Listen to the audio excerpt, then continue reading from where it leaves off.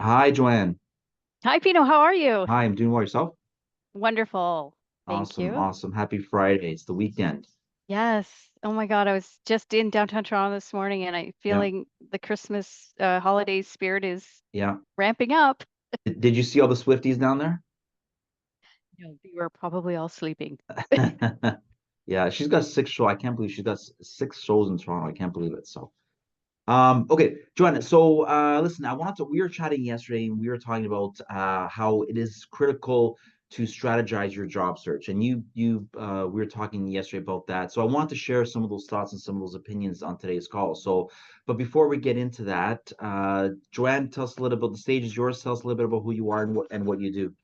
Oh, thanks, Pino. So, well, you and I've known each other for a number of years now. Yeah. I've spent the last 20 plus years in HR roles in corporate, predominantly in the GTA, predominantly in PR, communications, marketing, advertising.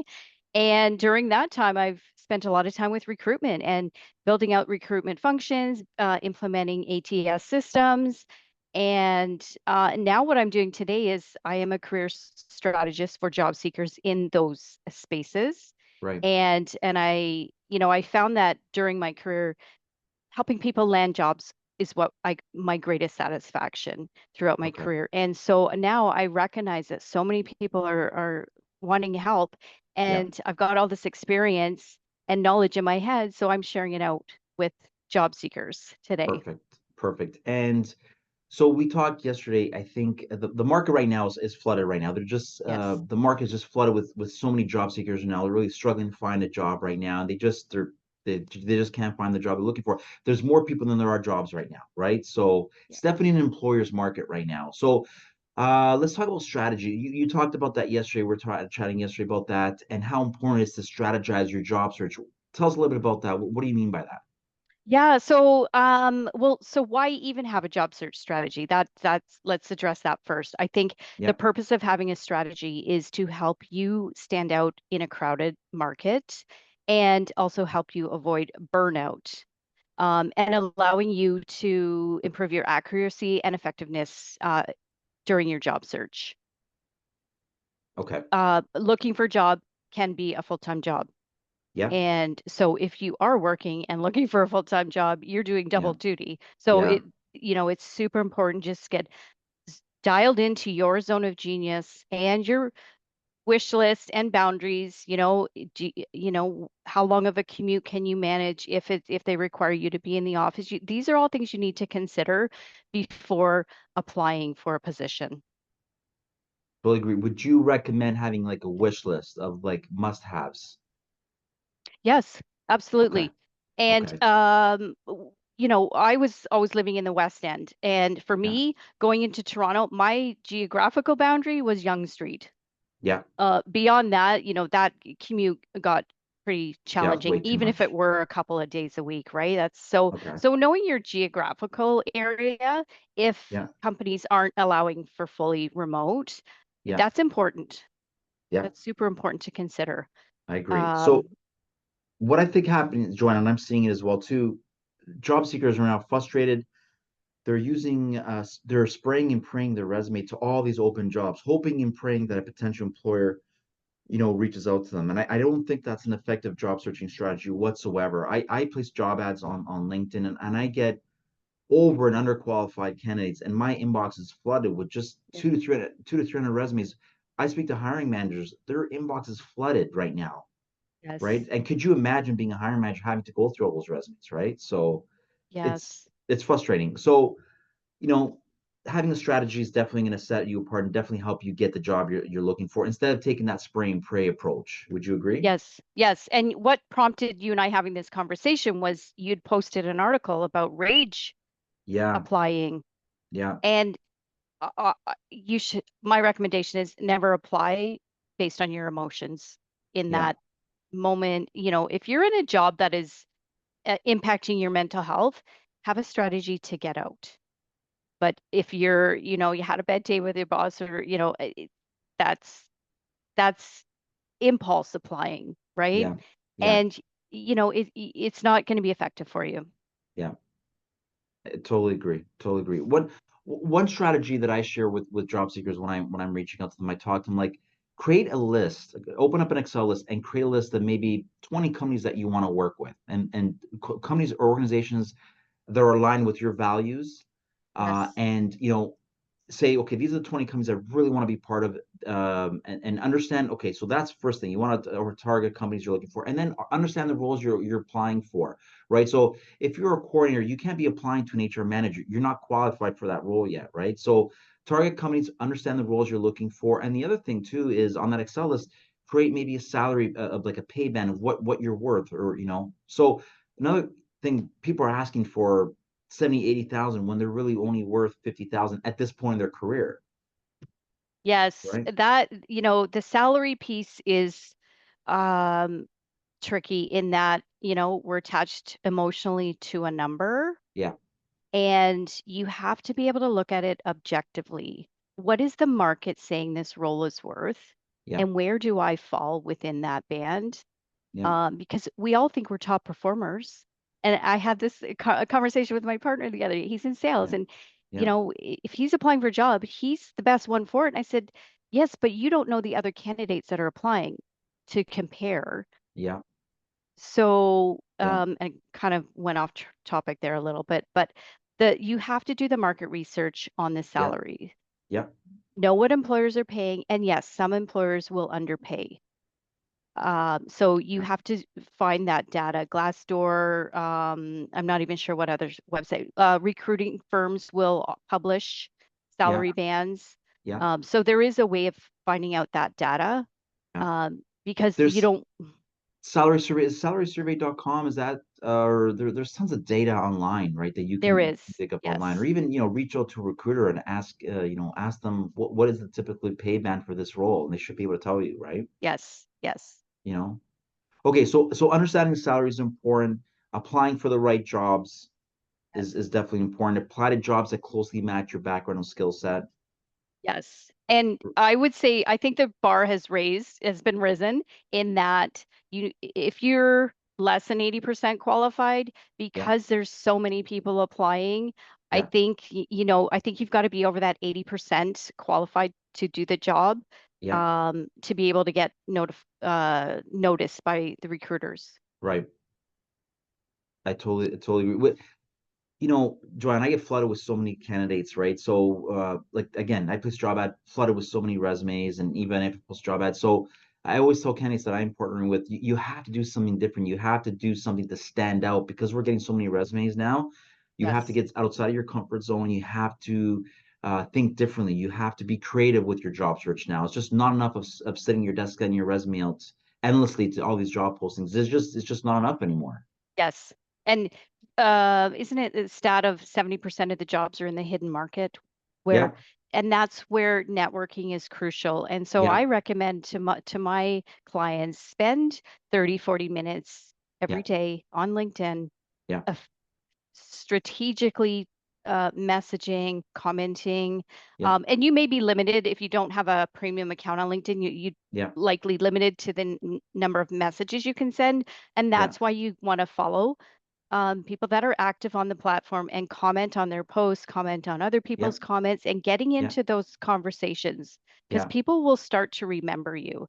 And yes, again, you always want to be zoned into the industry that you're in, and don't just collect contacts to build that number. You yeah, want strategic connections on the platform. yeah. So on that note, I always tell candidates that I work with, just be visible on that platform. Like let people know who you are by commenting, by sharing, by liking, by you posting and sharing. People will see you, and they'll, Yes, the more visible you are to people, I guess you bring awareness to who you are and the value you potentially bring, right? So yes, be active on like LinkedIn. I'm very active on it, and it's definitely brought a lot of awareness to me, and it's helped my brand. yes. And so in the summer, I had presented to a group of students at Sheridan College at Oakville. Yeah, And after that, we connected. And then some of them I can see how active they are. They're active on there every day and they're posting very good, yeah, thoughtful content. yeah, Um, relevant about their frustration with the job search or what's Yeah. happening in the industry in PR and communications. Yeah. And you know what? Those are the ones that I'm seeing now posting, "Hey, I got hired." Yeah. See that?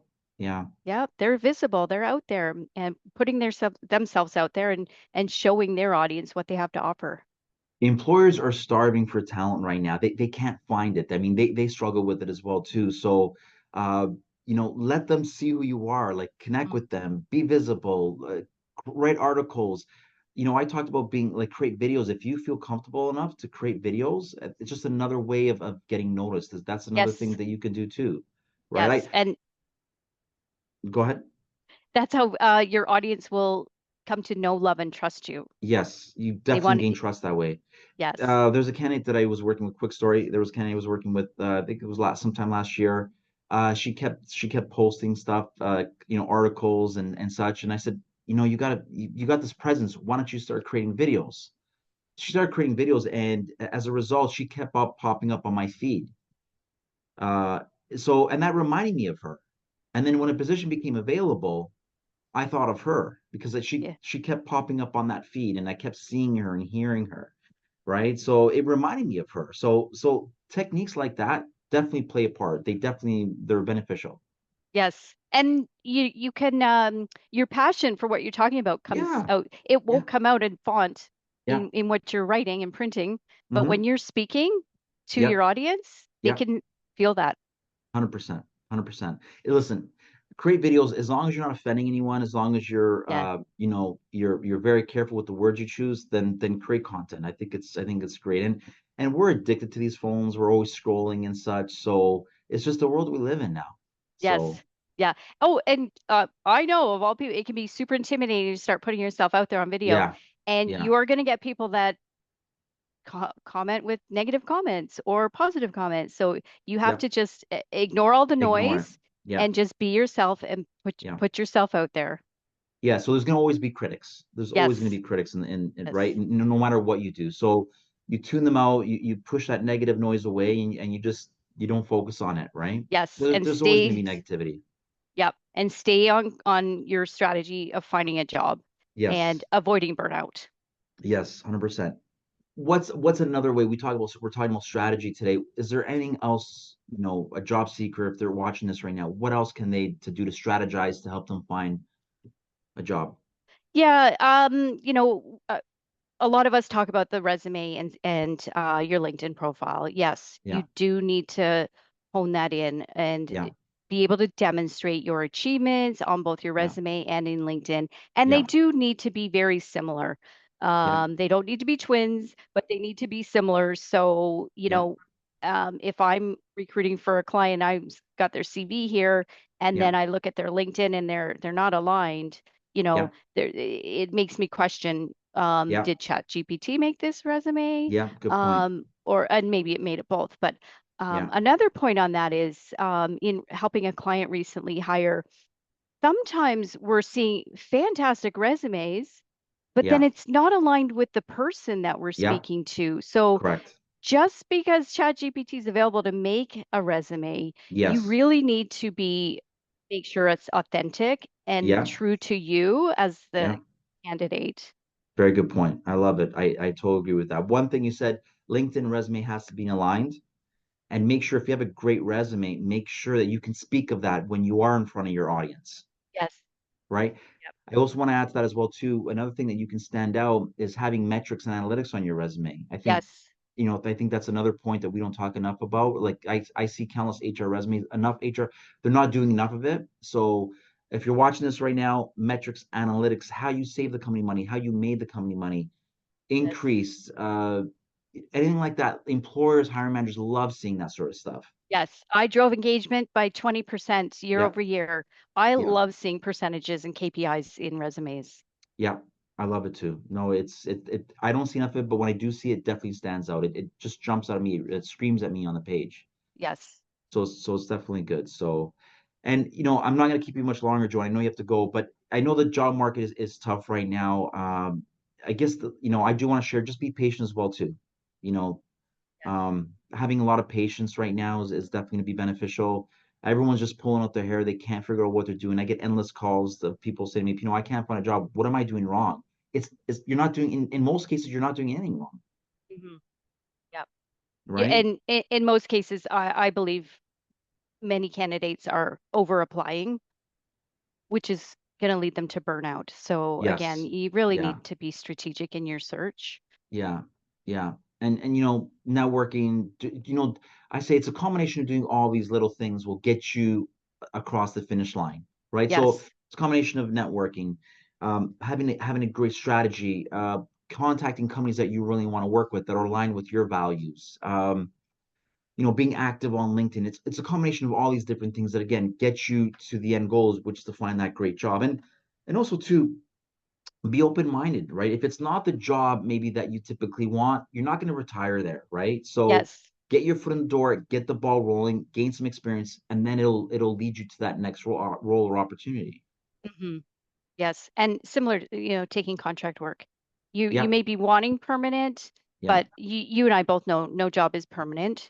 No, And also, no. contract roles may lead to a longer term commitment from the Oftentimes they employer. do. Yeah, Yeah. oftentimes, and a lot of contract positions too, Joanne. They often offer the benefits as well too. Yes. Right? Yeah. So, oftentimes I talk to candidates, they deter, they're not interested in that contract, but I encourage it. Listen, if you prove yourself and that budget gets approved, they're more likely going to bring you on. So Yes. don't steer away from that.